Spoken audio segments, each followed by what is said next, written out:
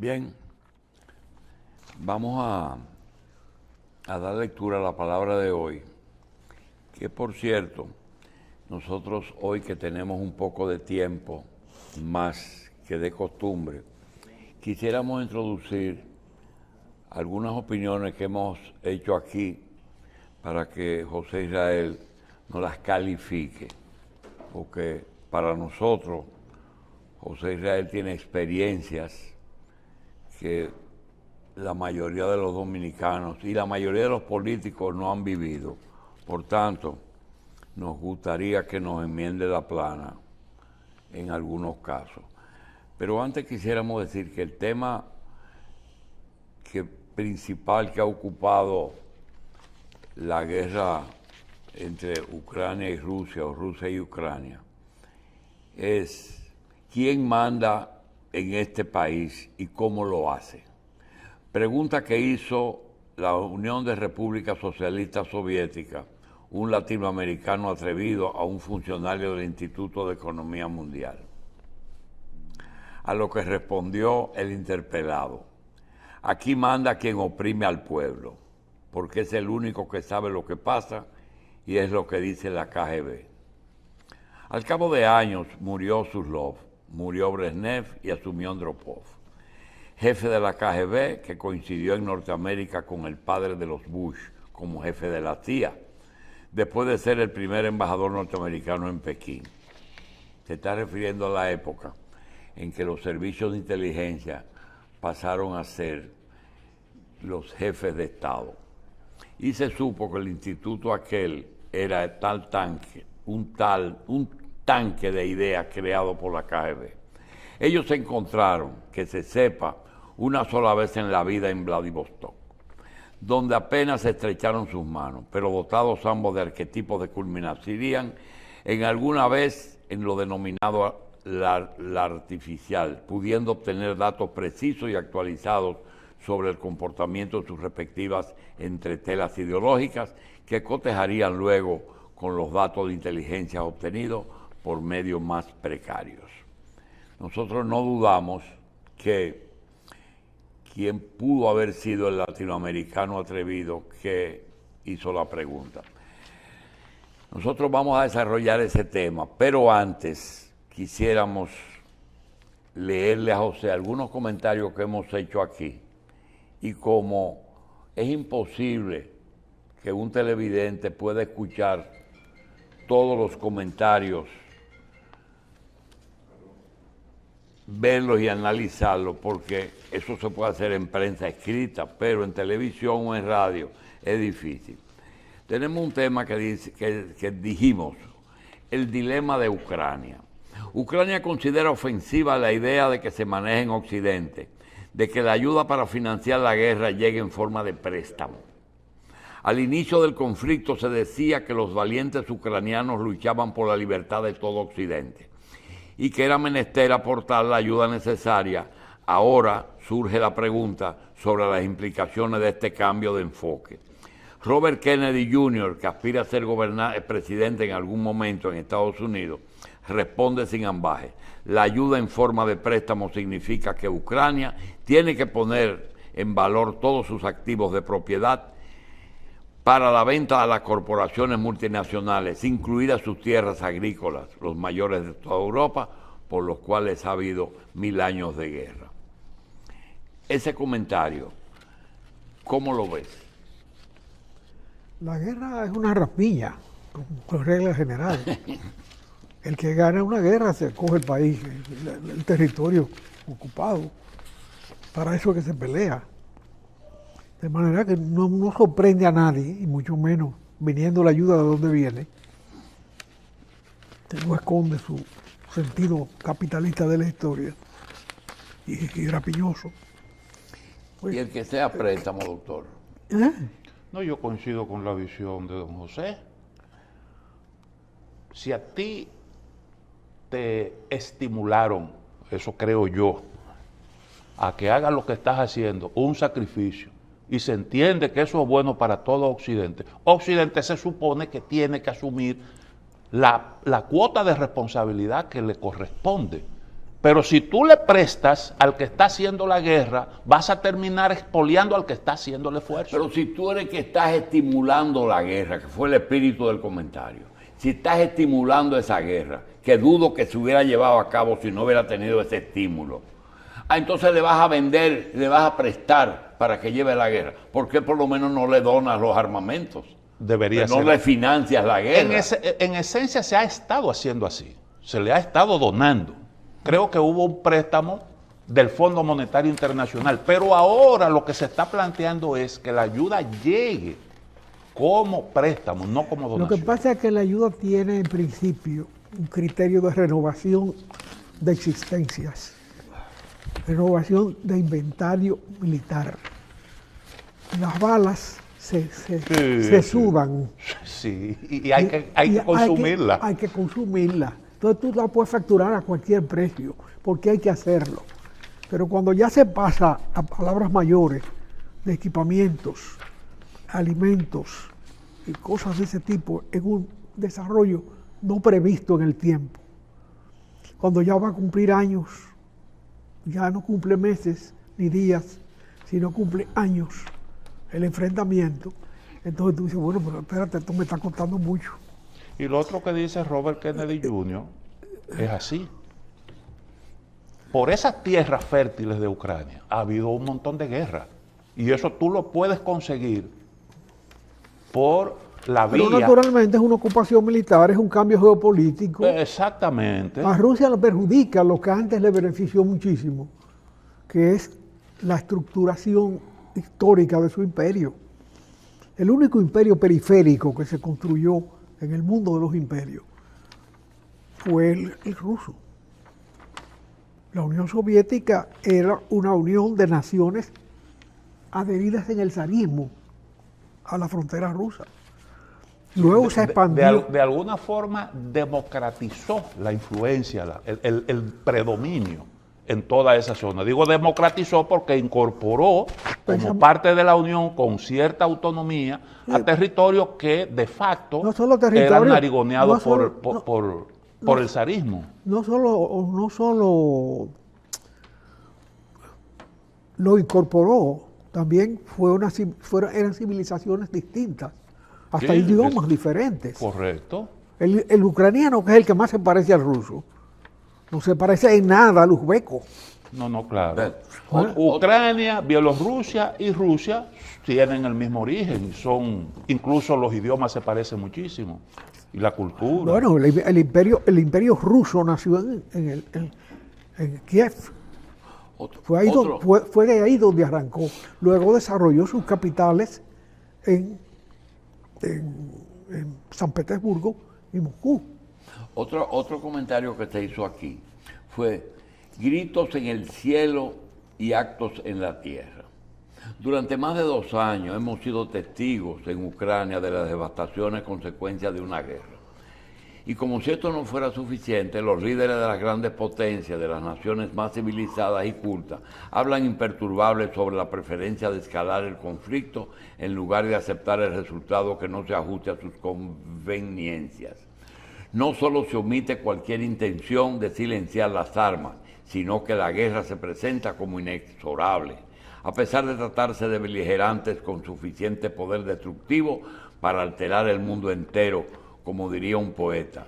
Son gritos en el cielo, pero en la tierra son actos. Eso tiene que ver con lo reiterado de lo que pronuncia el presidente ruso, de si me atacan, que recuerden que tenemos poder nuclear suficiente para responder, hacer mucho daño. En realidad lo que se comprueba es que realmente todos esos cambios que se han producido en muchísimos casos inexplicables, inexplicados, sorprendentes, desde la Unión Soviética en su concepción original a lo que quedó luego de 1991 y de la capitulación prácticamente del acuerdo de Minsk, que disolvía el conjunto geográfico. está también afectado por cómo se recompone ese conjunto geográfico, porque esas naciones siguen existiendo. Lo que pasa es con un grado de autonomía más visible, más efectivo. Y también con asaltantes más vinculados a la propiedad interna. Porque en definitiva, mucho de esa redistribución de territorio es un saqueo. Es la repetición de lo que los rusos hicieron con el imperio, que se los repartieron los cabecillas de las empresas y de los intereses, en gran medida por intereses locales, internos de los otros países. Cada quien quiere su pedazo. Estamos viendo lo de Ucrania. Sí. Ucrania es la frontera histórica del Imperio Ruso con Occidente. Bien. La más larga. Ahora bien, esa no es la única frontera. Todas las otras están pegan de un lado del viejo Imperio Ruso y pegan del otro lado de distintos intereses. En Mongolia sigue siendo Mongolia con frontera hacia Rusia y frontera hacia China. De manera que donde quiera va a haber enfrentamientos. Bien. Y un ajuste del rompecabezas geográfico de cada zona específica. Bien. Esto no se dijo aquí ni se comentó, sencillamente me enviaron esto. Digo, caramba, a lo mejor Cristino y José Israel me pueden hablar de ello. Me dice alguien una propuesta indecente. Dice, recientemente, Ursula von der Leyen, presidenta de la Comisión Europea, visitó Egipto con líderes de varios países. Según dijo, Egipto es un país crítico para Europa y en los días venideros, debido a su importante posición en una vecindad difícil, fronteriza con Libia, Sudán y Gaza, asediados por una guerra.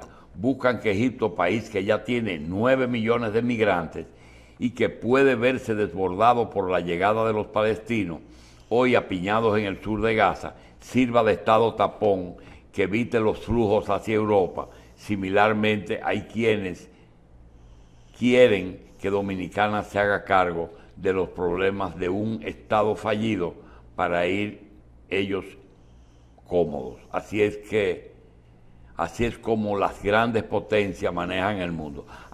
Lo que piensa es que lo que es Egipto para Gaza podría ser República Dominicana para Haití.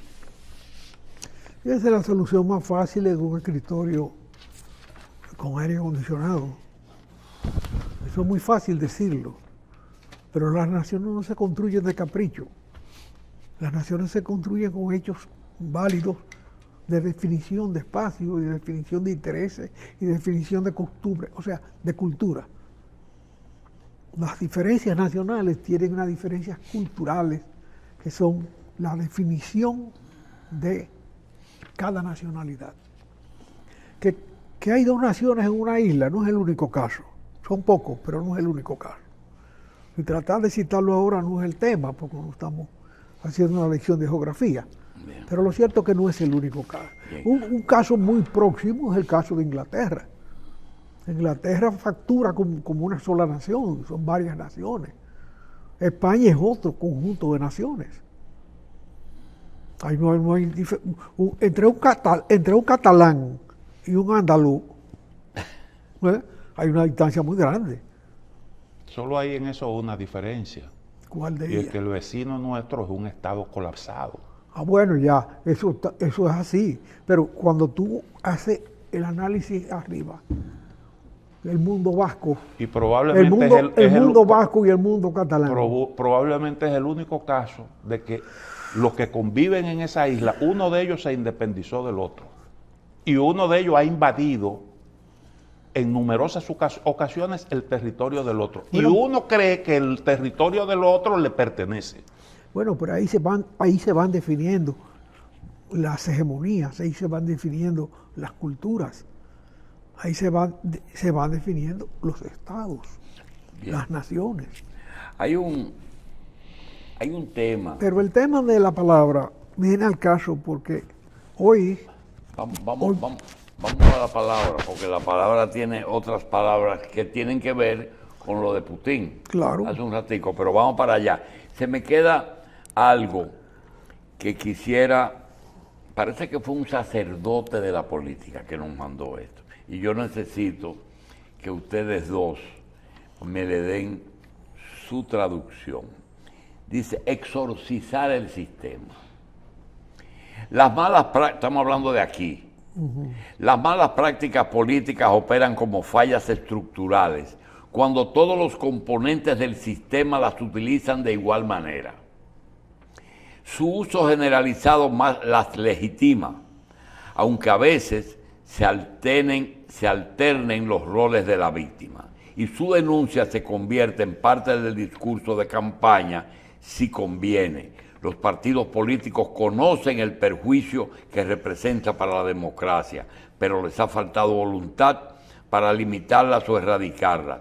Pocos partidos pueden afirmar, por ejemplo, no haberse beneficiado o perjudicado por el transfugismo. El amago de enfrentar esta práctica fracasó por un defectuoso abordaje de la ley de partidos, revelando falta de voluntad política. Se necesita un gran acuerdo para erradicar lo malo de la lucha por el poder. Doctor, usted, ¿qué lectura usted le da a este? Que hay males sistémicos, hay males en el sistema político. Las malas prácticas son males sistémicos. Por ejemplo, la compra de votos. Todos los partidos políticos aquí han comprado votos. El transfugismo. Todos los partidos políticos o han sido víctimas o se han beneficiado del transfugismo. Ese es un mal sistémico de los recursos del Estado. Ese es otro mal sistémico también. Entonces, para tú terminar eso, lo primero que tienes que hacer es convencer a la fuerza política de que es necesario erradicar las malas prácticas. Y lo mejor para eso es un gran acuerdo que se exprese en disposiciones legales y de todo tipo para cambiar la naturaleza de la política en la República Dominicana. Eso es lo que yo entiendo. La naturaleza de la política en todos los países tiene esas deformaciones. Sí, eso es así. En el caso de Estados Unidos se resuelve a balazo. Y luego los tomos enteros de investigación sobre no Kennedy, los Kennedy. ¿Por qué mataron a los Kennedy? Y ese que está tratando de coger ficha en el juego ahora, ese que hizo esa doctrina estúpida que acabamos de leer, se lo tiran otra vez. Tan sencillo como eso. Porque si no se ha investigado la muerte de los otros dos, si nadie ha concluido de dónde salió, a pesar de que la ecuación policial es muy válida, ¿a quién beneficia el crimen? Desde la ecuación de la investigación policial. Bien. ¿Quién ganó? Bueno, el que ganó fue Lyndon Johnson. Entonces, es el primer sospechoso. El primer sospechoso. Pero él ejerció su poder. Incluso le hablan de las bondades de su poder, lo que significó sus leyes y sus cambios. Bien. Bueno, en las leyes y los cambios está el origen del poder. Está el origen del crimen. Bien. Vamos a comenzar. Eso que impuso Lyndon Johnson, lo que fuera, la extensión de la guerra de Vietnam, cualquier cosa de la intervención en Santo Domingo, definió un poder, definió un comportamiento, definió un uso y costumbre. No, claro, y un esfuerzo para terminar ese tipo de cosas siempre es positivo. Es verdad, la lucha por el poder siempre ha tenido sus trampas. Y el crimen es un recurso del poder. Exactamente. Bueno, bien. Pero vale la pena hacer el esfuerzo para tú adecentar un poco la práctica política. O de lo contrario, no te quejes, porque siempre hay una víctima que hace campaña denunciando ese tipo de cosas, cuando en un momento determinado practicó la misma cosa. Bien, vamos a comenzar el programa con la palabra de hoy. ¿Quién manda en este país y cómo lo hace? Pregunta que hizo en la Unión Soviética un latinoamericano atrevido a un funcionario del Instituto de Economía Mundial. A lo que respondió el interpelado: aquí manda quien oprime al pueblo, porque es el único que sabe lo que pasa, y eso es la KGB. Al cabo de los años murió Surlov, murió Brezhnev y asumió Andropov, el jefe de la KGB, que coincidió en Norteamérica con el padre de los Bush, como jefe de la CIA, después de ser el primer embajador norteamericano en Pekín. Y se supo que el instituto aquel era un tanque de ideas creado por la KGB. Ellos encontraron, que se sepa una sola vez en la vida, en Vladivostok, donde apenas se estrecharon sus manos, pero dotados ambos de arquetipos que culminarían alguna vez en lo denominado artificial, pudiendo obtener datos precisos y actualizados sobre el comportamiento de sus respectivas entretelas ideológicas, que cotejarían luego con los datos de inteligencia obtenidas por medios más precarios. Ahora, Vladimir Putin, que se inicia en la KGB, en su natal Leningrado, y a quien el desplome de la URSS le cogió al frente de la oficina de la KGB en Berlín, está hoy en el momento culminante de su carrera política, camino a superar el mando supremo del mismísimo Stalin. Cierra la campaña para su enésima reelección, desvainando su dentadura nuclear en más de una ocasión. Sí, él amenaza con los dientes nucleares de que está dotado. Esa es la realidad. Pero también es real que es el poder de la KGB el que se afirma. Ese ente que es mutante, porque no es el mismo, ni mucho menos. Está implicado con empresas, está implicado con negocios. De crímenes no hablemos. Pero lo cierto es que este señor, ahora, desde su triunfo político interno, para lo cual desafió, incluso con un crimen flagrante, a toda la población, y sacó un índice de simpatía o de terror, de miedo, de respeto a algunas instituciones ancestrales, que hace que el que está arriba no se ponga en duda nunca. Nosotros vivimos dictaduras y vimos cómo Trujillo se reelegía una y otra vez. Incluso le entregaba el poder ocasionalmente y descansaba del poder, pero lo tenía vigilado, lo manejaba hasta el balazo del 30 de mayo. Era él el que mandaba, no importa, ponía... Bueno, cuando puso a Balaguer, el 3 de agosto creo que fue del 60, que sustituyó a Negro Trujillo, en la noche cuando a Eisenhower le entregaron la nota de los acontecimientos políticos del día y dijeron el doctor Balaguer toma posesión en la República Dominicana, esa era la nota. Él dijo, esto no se lo cree ni Balaguer. Pero Balaguer se lo creyó. Y Balaguer fue el sucesor. Tan simple como eso, no fue Ramfi. O sea, Trujillo gobernó hasta el último hálito de su vida, designando al que evidentemente era el más capaz de todos sus seguidores. El único que tenía una idea definida de cómo conducir este país a la muerte del sujeto. Convivió con todo y murió con olor de santidad. Estaba en una cama de la clínica Abreu agonizando y le paró una reforma constitucional al PRD de Hipólito. De manera que esas son las realidades de la vida pública. Hay algo interesante en lo que usted plantea, ingeniero. Yuri Andropov fue director de la KGB. Todo el mundo sabe qué es lo que hacen los organismos de seguridad y de investigación. Intervienen teléfonos, No. liquidan enemigos. Un chin más. Sí, de todo tipo de diabluras hacen para conseguir la información. No. Y la CIA, por ejemplo, no para está... silenciar lo informado. Y la CIA también incurre en las mismas prácticas y eso está muy bien documentado. No, pero está tan documentado que se encontraron en Vladivostok. Bueno, ahora, aunque naturalmente no era para compartir experiencias, No. ahora, con respecto Pero tú no al crees caso que de cuando Rusia, se dieron la mano en Vladivostok, pasó información para acá y pasó para allá. Como que hubo un chispeo ahí. Sí, bueno, cada uno tenía una inteligencia artificial instalada.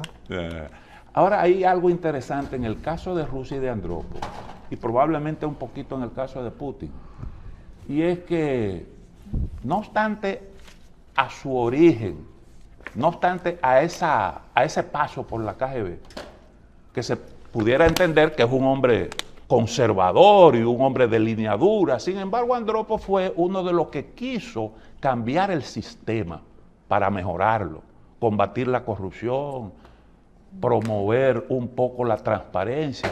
Porque lo conocía. Porque lo conocía. Entonces, como Balaguer conocía lo de aquí adentro.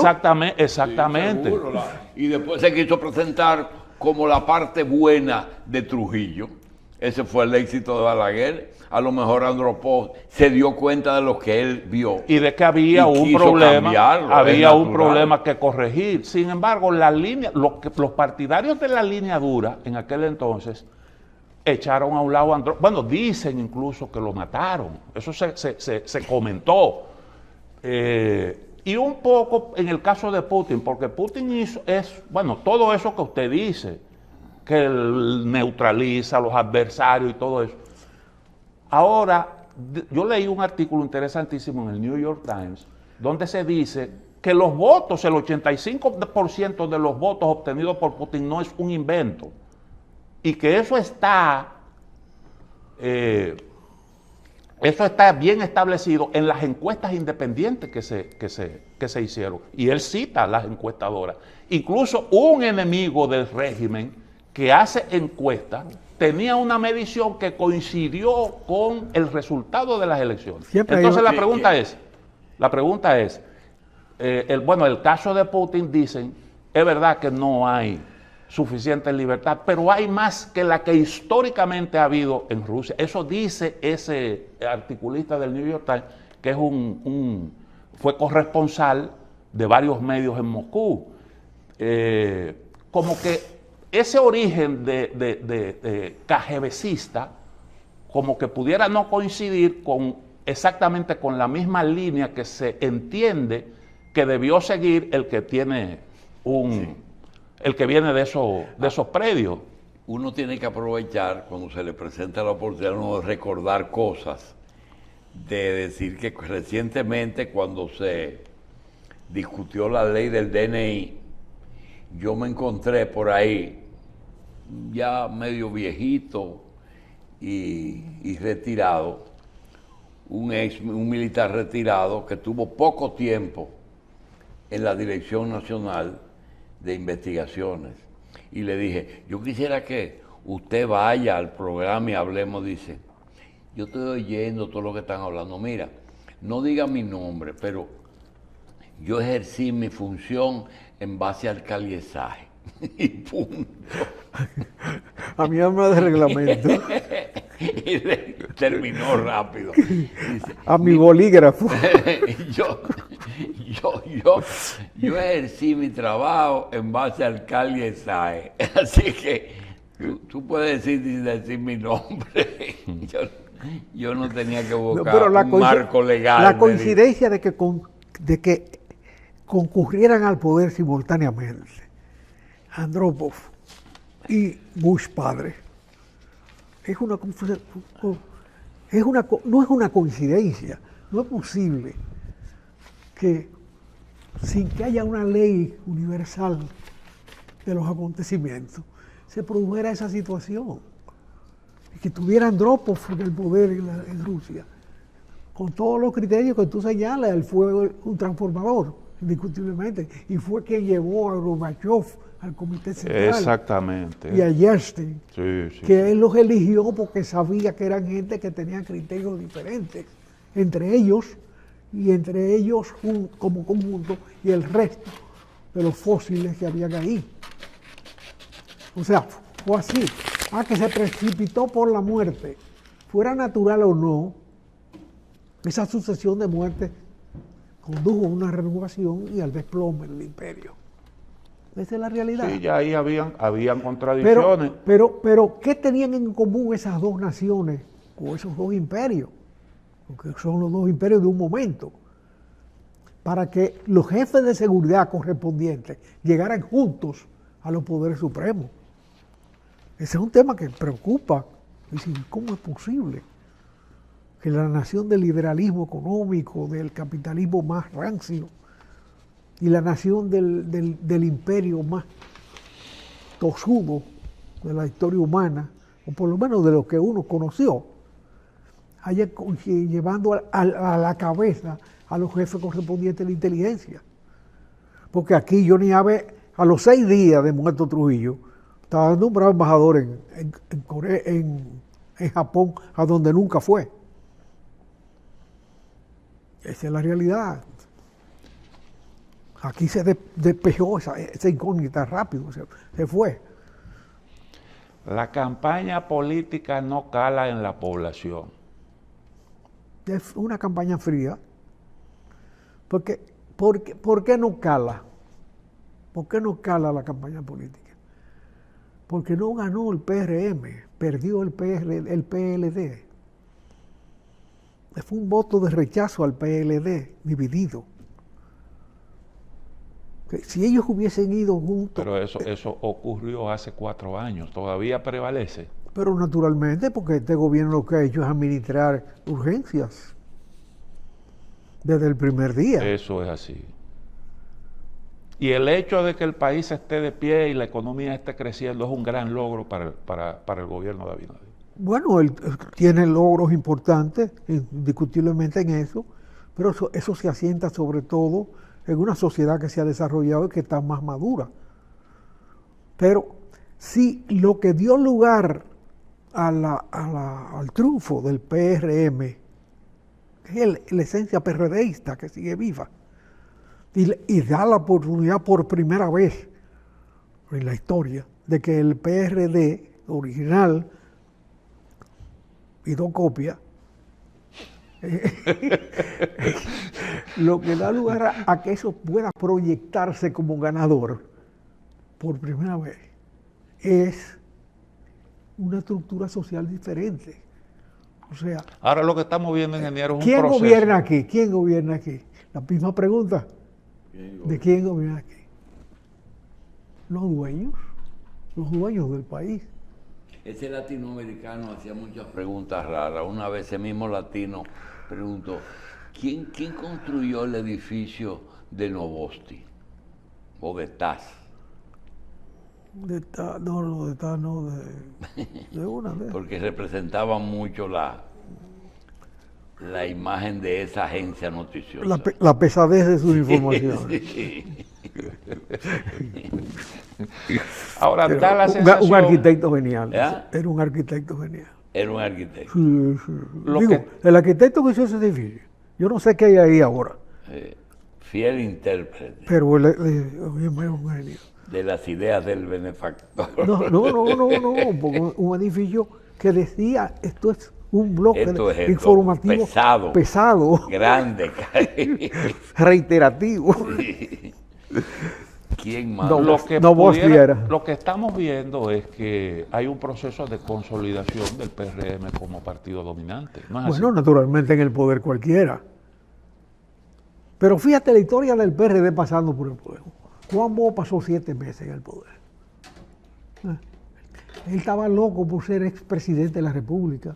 Esa era su aspiración. No ser presidente de la República. Él subió para ser expresidente de la República. Y lo hizo bien. Él se manejó bien. Sacó a los cívicos para siempre del poder. Tuvieron que medrar en 20 posibilidades y no existen. Y creó varios partidos políticos sucesivos. Usted dice que él lo hizo bien, que se manejó bien. Bueno, sí, lo que quería ser expresidente lo hizo con mucha gracia y mucho donaire. Porque él mismo dice que gobernar bien implica mantenerse en el poder. Sí, pero es así. Esto es gobernar bien, pero ser líder político bueno y eficaz. Ahora, ¿qué pudo? El caso de Peña nunca llegó al poder. Peña nunca llegó al poder, No, pero puso a otros. pero manejaba a otros. Sí. Encontraba al que podía ganar Exactamente. dentro de sus seguidores. O sea, el que satisficiera las demandas de esa clase dominante que se iba creando en el camino. Supo identificar el hombre del momento, El hombre de cada cada coyuntura. momento. Ahora, don Antonio Guzmán se pegó un tiro al término de su poder. Jacobo Magluto hizo un desorden cuando subió por 43 días. Desorden de proyecciones históricas. No, se convirtió en un líder político ya de otro tamaño.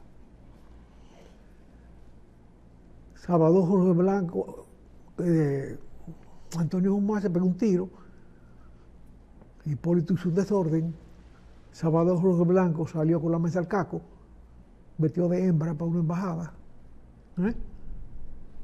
Esa es la historia del paso del PRD por el poder. Y no hablemos de Hipólito Mejía, que hizo una de las suyas, como los muchachos del Día de Reyes, que a las 5 de la tarde no hay juguete entero. Cuando tú ves los resultados históricos del Banco Central, dices, ¿cómo la economía dominicana tiene estabilidad con un Banco Central con un déficit de este tamaño? Dice, bueno, hay una mano que sabe manejar eso, evidentemente. Pero ese desorden lo hizo Hipólito. Eso está ahí. En las cuentas del Banco Central mensualmente, que crece, porque paga intereses sobre los bonos emitidos para yugular aquel desorden. Ahora, el PLD original y la copia. Y las dos copias. No, en este caso creo que uno, ¿verdad? No, son dos copias.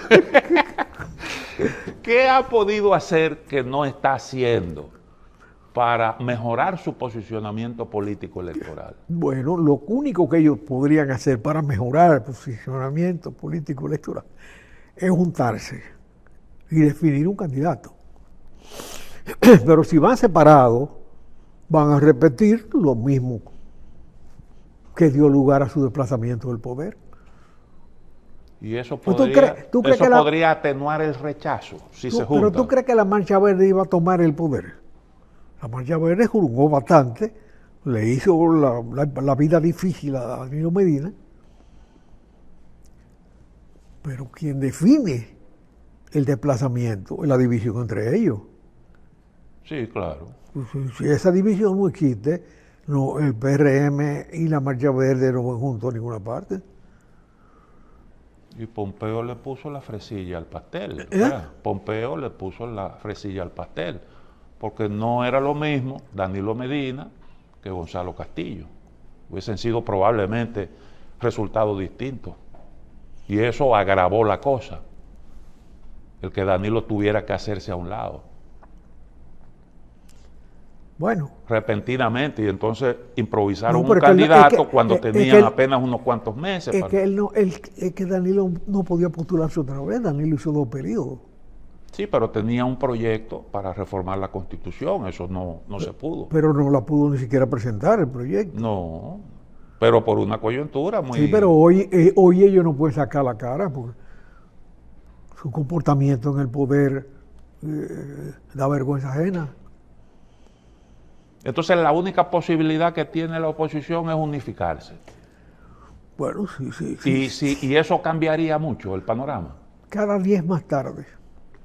Sí, yo creo que ya es muy tarde para eso. Sí, probablemente, ¿verdad? Probablemente que sea muy tarde. En política todo es válido. Porque aquel día que Balaguer se encamó a Leonel Fernández y lo ungió presidente. Bueno, fue una jugada, él movió una ficha en un tablero de ajedrez difícil y ganó. Sí. Ganó. Prefirió a la oposición que parece que no tenía fe en las posibilidades de su propio partido sin él como candidato. Pero recuérdate cuando emerge como líder en primera instancia Leonel Fernández, cuando combate la reelección de Balaguer en el 92 y publica un libro en español y en inglés sobre ese fraude dicho por él. Balaguer cogió el librito y lo eligió a él como su sucesor. Y tú estás escribiendo el librito, ven. para que aprenda librito.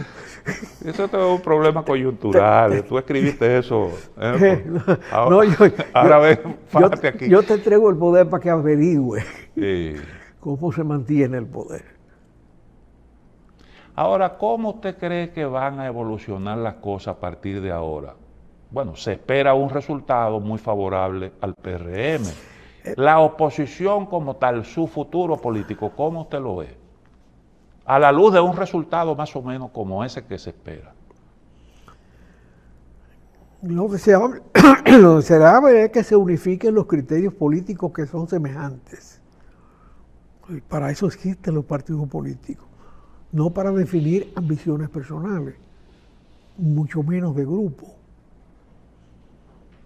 De manera que, ojo a Cristo, pero eso no está en manos ni tuya ni mía.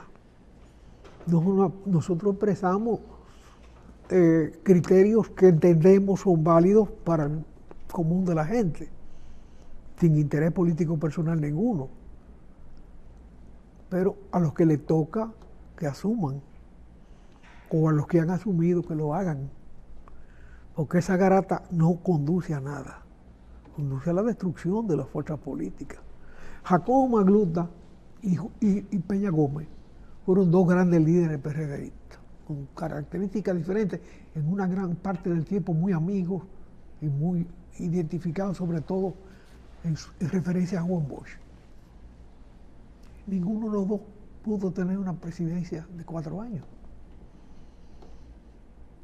Está discutiendo tonterías de que a quién le toca el liderazgo.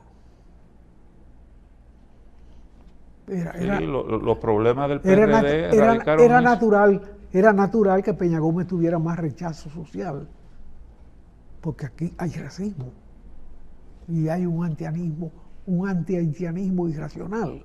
Pero ¿cómo rechazo social, ingeniero, si a él lo califican como el más grande líder de masa que ha tenido el país y un hombre que sacó, que superó en una primera vuelta a Leonel Fernández? Bueno, y hubo que hacer una alianza para impedir que él llegara al poder. Sí, pero tú sabes que las frases políticas no siempre son ciertas en un 100%. Eso se dijo. Hay un síndico que escribió una canción preciosa en alguna ocasión, una sola, y le ha hecho una estatua al Moreno. Bueno. ¿Y qué tiene eso de malo? Bueno, que una medida de sus valores. Esa es la dimensión de tu criterio. Debió darle un chancecito para que la historia evaluara la participación política de ese personaje. Bueno, aquí un entrañable amigo mío vino de un exilio larguísimo y cogió para su ciudad natal, San Pedro de Macorís, a ver su ciudad, lleno de ilusiones por los cambios. El retornó después que Juan Bosch era presidente, ya muy anciano, muy desgastado. Y me dice, lo primero que me encuentro es una estatua. Me estremeció cuando me lo dijo. Me encuentro una estatua de Mauricio Báez. Digo, ¿y por qué no te gustó la estatua de Mauricio Báez? Y ya ustedes están creyendo que Trujillo lo mató. Fue Eufemio Fernández que lo mató por un problema de una nómina en una construcción. ¿De una? En una nómina en una construcción. Ajá. Nadie ha investigado esas cosas en este país, se quedó así. Porque los héroes tienen también deficiencias.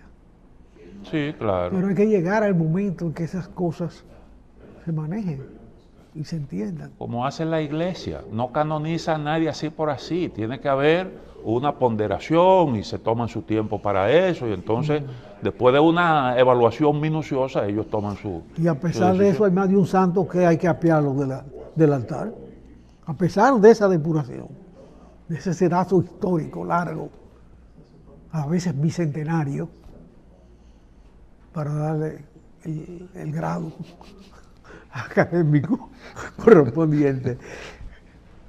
a pesar de eso se cuelan. Se cuelan. Se cuelan. Ingeniero, los resultados con calzadores del concurso o licitación para 2 generadores en el norte de la frontera sigue en el limbo. Mira, realmente en las últimas 2 semanas ha habido cosas nuevas al respecto que ratifican la idea de que la dilación en la ejecución de los contratos otorgados para la instalación de esas plantas, que no son 2, ahora son 3, porque hay una que se arriesgó a hacer una inversión por su cuenta, sin contrato con la autoridad central que ha de garantizar el funcionamiento y los pagos del equipo. Tiene que ser por contrato porque el Estado es el que garantiza la compra del producto. No, garantiza los créditos internacionales. Y los créditos internacionales. Sobre la base de un cumplimiento de un reglamento. Pero hay una empresa que se constituyó y que ahora... Aunque sea un proyecto privado, el Estado tiene que asumir eso.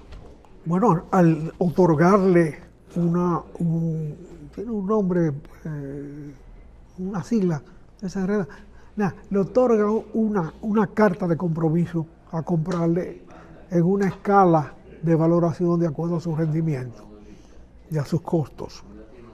El que me ofrece más barato es el primero que entra en línea. El segundo en precio, de abajo para arriba,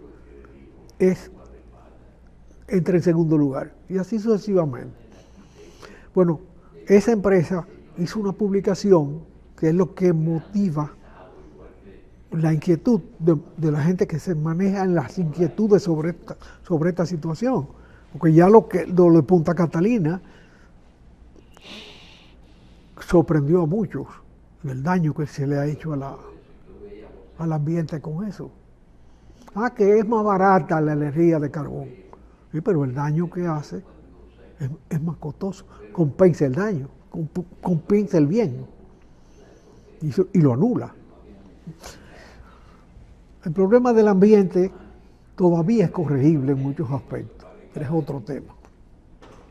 Estas licitaciones ahora avanzan sobre la base de gas natural, pero ninguna de las 3 empresas, las 2 que ganaron previo contrato con el Estado y una tercera que por su cuenta comenzó a hacer y que ahora recibió un cambio en la cúpula, lo que indica que se cedió la mayoría de acciones a una inversión fuera del grupo inicial.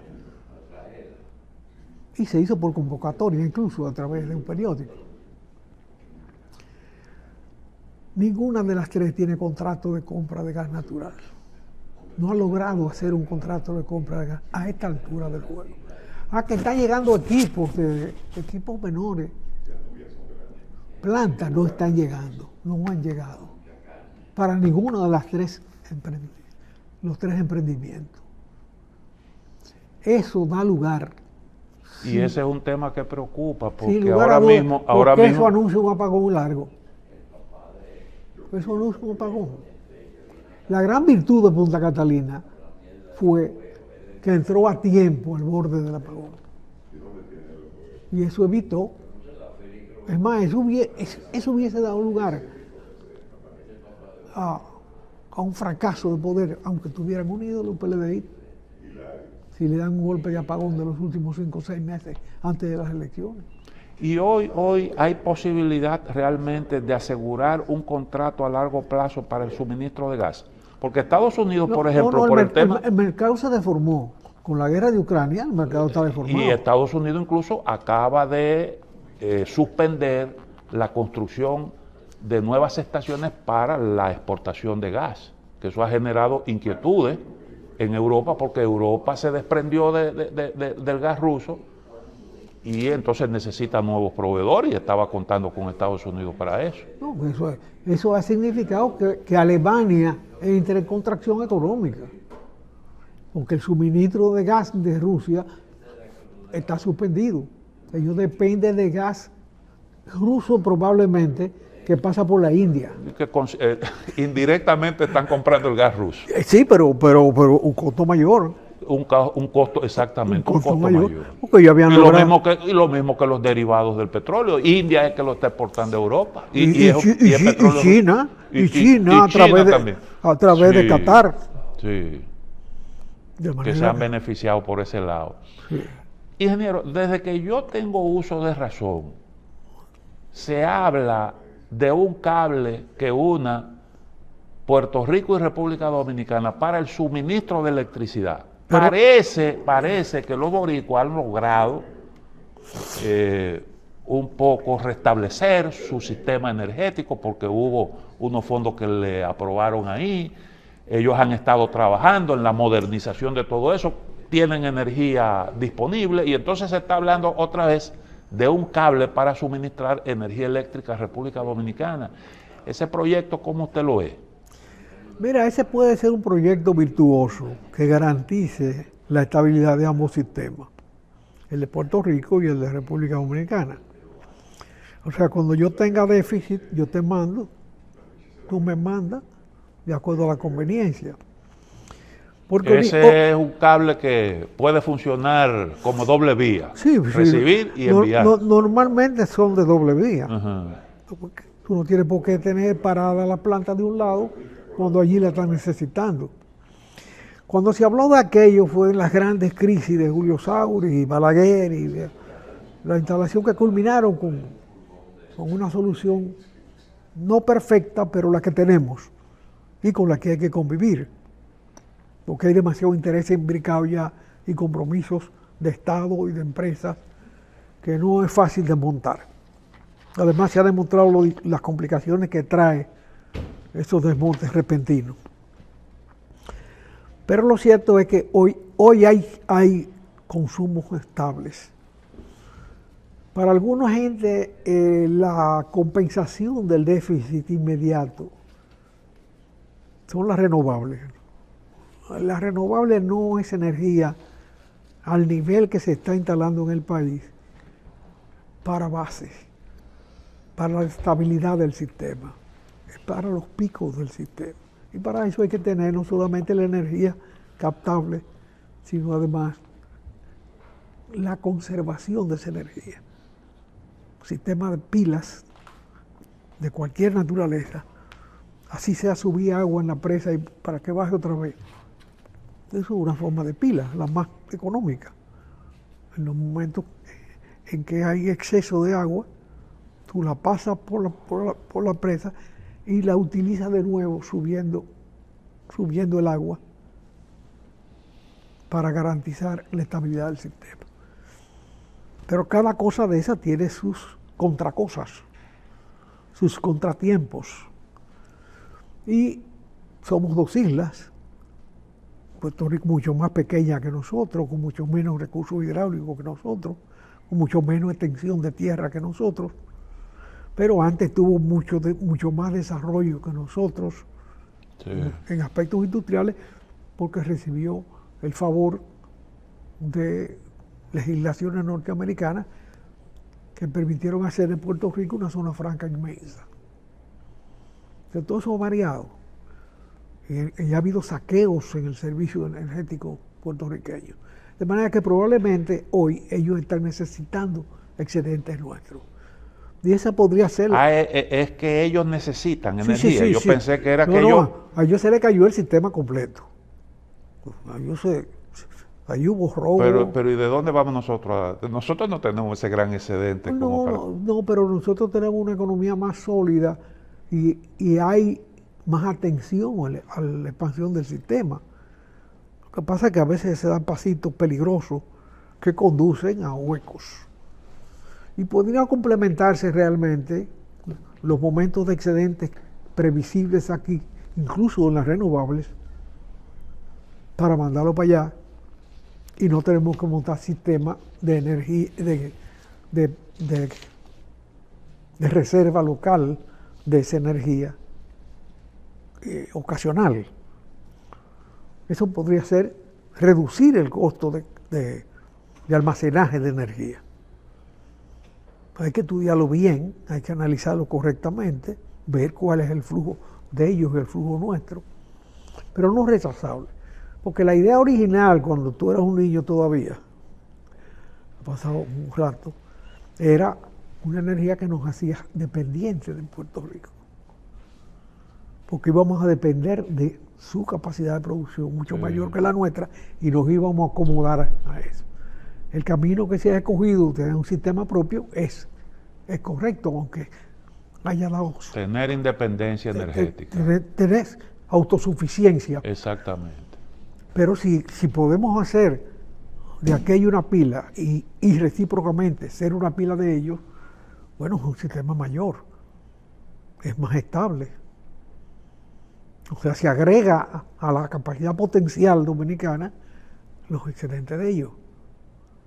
Y la energía nuestra no tiene, la energía excedentaria nuestra de renovables no tiene que apilarse localmente, sino que entregada a ellos son una pila para el funcionamiento del sistema de este lado. Y el asunto de las licitaciones que usted dice que está en el limbo, ¿eso no tiene un plazo para usted hacer efectivo el proyecto que se adjudicó? Hay publicaciones que se han hecho y publican las fotos de las maquetas. En todas las publicaciones de este mínimo debate, que mueve muy pocas preocupaciones, pero que hay que preocuparse por él, lo que se publica son fotos de maquetas, no fotos de erección de obra. Y los materiales que se están moviendo allá en la zona son materiales de ingeniería civil, no son materiales de ingeniería civil, edificios, construcciones, calles, urbanísticas, pero no de equipos, temas energéticos específicos. ¿Cuándo comenzará a llegar eso? ¿Con qué grado de determinación vienen esas plantas que tienen más capacidades que las que han llegado hasta ahora? Porque siempre los sistemas nuevos tienen mayor capacidad que los sistemas que se han instalado antes. Estas son de 20% más que la Punta Catalina y son dos. Son dos instalaciones distintas, más una tercera que no tiene garantía del sistema de compra, pero que también es una energía que está colocada incluso en la frontera y que tiene vocación de vender energía en Haití, o por lo menos en el norte de Haití. Si lo de Haití se tranquiliza, pero siempre está en la ubicación, en algún momento habrá que comenzar a pasar energía para Haití para venderla en alguna parte. Pero ya es un problema de un futuro deseable. Finalmente, ingeniero, indigencia en la oferta de los municipios que aspiran a la sinecura a la que se creen merecedores. Bueno, ha habido unos debates interesantes de muchos jóvenes que participan en política, que tienen valor en sí mismo. O sea, eso es un ejercicio interesante, que pocas veces se ha logrado aquí a nivel más alto, pero a nivel municipal se hizo y se está haciendo a nivel de Congreso, del aparato legislativo, que no es despreciable. Sin embargo, se notan ausencias de temas, ausencias temáticas. El ruido de los camiones de basura en la ciudad es insoportable. En los momentos que se agrega ese ruido, a ruido ya insoportable en sí mismo, de base. De hecho, vivimos en una ciudad ruidosa, muy ruidosa. Entonces, ¿cómo no se le ha ocurrido a alguno? Porque hay que ser original. No dos copias, pero por lo menos original. ¿Cómo no se le ha ocurrido a alguien ofrecer, aunque después no cumpla, como la mayoría hace, que los camiones a los que le van a dar contratos de recogida de basura, que son de las cosas que rinden en los municipios, rinden bien, cómo no se le pone la exigencia de que sean motores eléctricos, sin ruido. Pero sería un % de ruido grande. O por lo menos se hace agradable a los que aguantan el ruido. Y se sacan unos boticos por ahí. Porque ya los parquecitos se acabaron. Ya a veces esos camiones van tocando bocina como para despertar a los municipios. Aquí estoy yo, saquen la basura. No. Y después trae el cambumbo. Eso no tiene. Algunos clasifican basura, ya, eso está bien. Una vez en Haití yo visité la embajada y un funcionario de esa embajada me llevó a un sitio y él iba en el camino tocando una gran bocina. Él tenía una jipeta y la jipeta tenía una bocina de camión. Digo, pero ¿por qué usted usa una bocina de camión en una jipeta? Y dice, no, porque los haitianos, si tú no le tocas bocina duro, no sé, ellos caminan en el medio de la calle. Y para que se hagan a un lado, tú tienes que tener una bocina potente. Aquí, bueno, pues la bocina es un recurso, un recurso para hacer que la gente se haga, que los vehículos se hagan a un lado. Realmente entre las propuestas no hay nada, no hay cosas muy destacables en esos debates, pero es interesante ver el desenvolvimiento. Y el debate que se va a organizar ahora con los candidatos presidenciales. ¿Tú crees que se da? ¿Eh? ¿Tú crees que se da ese debate? Bueno, todos han aceptado. Yo digo que el presidente con un gran desprendimiento, porque es el que no tiene mucho que ganar ahí. Normalmente aquí los debates no se dan porque el que es puntero en el momento no quiere arriesgarse. No, pero él va bien porque él sabe que aquellos dos son más enemigos entre sí que enemigos de él. Y no hay posibilidad tampoco de un knockout, porque yo creo que son políticos que pueden tener un buen desempeño en un intercambio de opiniones. Sí, tienen un nivel de educación aceptable. Bueno, ingeniero, creo que agotamos la agenda. Quería preguntarte algo, una ñapita ahí. Se ha visto que desde la toma de posesión, que fue en medio de una pandemia, el gobierno ha tratado de presentar una imagen de que hace cosas a pesar de, y no puede ocultar que está gobernando como a la defensiva, es decir, y que las críticas más o menos son las mismas. ¿Tú consideras que a pesar de todas esas dificultades que no fueron provocadas aquí y con problemas que produjo la pandemia, con el problema educacional, con el problema económico, realmente el saldo dentro de la crisis se puede señalar como positivo? Mira, gobernar en las condiciones que se recibió el poder aquí, sobre todo en el ambiente de la pandemia que desorganizó todo, y no fue el único país donde se manejaron los recursos con dolo, comprobado. Pues, yo no veo que la población lo haya rechazado. O sea, las encuestas no dicen eso. Y siempre las encuestas pueden tener doble lectura, pueden tener datos ocultos, pero siempre tienen un nivel de certeza que le conviene al encuestador. Porque el encuestador se camina por los resultados después. Si te sale mal, eres por lo menos un mal encuestador. Si no, es vendido encuestador. De manera que no te conviene de ninguna manera no acertar. Bien, vamos a una pausa. Pero hay que reiterar, la división fue la que perdió. Sí, seguro. No fue la marcha verde, el azul y la verde. No la fue ni amarilla. la unidad, fue la división. Fue la división. Bien.